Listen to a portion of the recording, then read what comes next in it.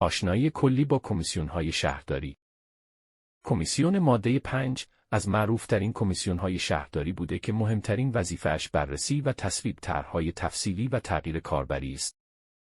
کمیسیون ماده 7 به اسم کمیسیون قطع اشجار شناخته می‌شود و وظیفه جلوگیری از تخریب باغات و فضاهای سبز را در محدوده شهرها بر عهده دارد.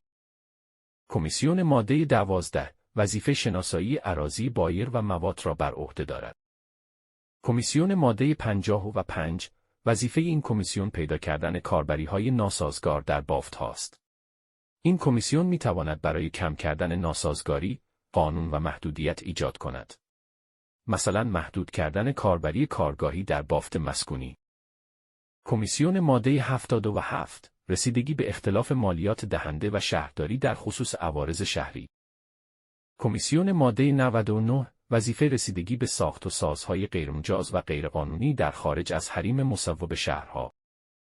کمیسیون ماده 100 وظیفه این کمیسیون رسیدگی به تخلفات ساختمان از نظر اصول شهرسازی، فنی یا بهداشتی و قطع تأسیسات و بناهای خلاف مشخصات درج شده در پروانه و صدور پروانه ساختمانی و نظارت بر فعالیت‌های ساختمانی در محدوده و حریم شهرهاست.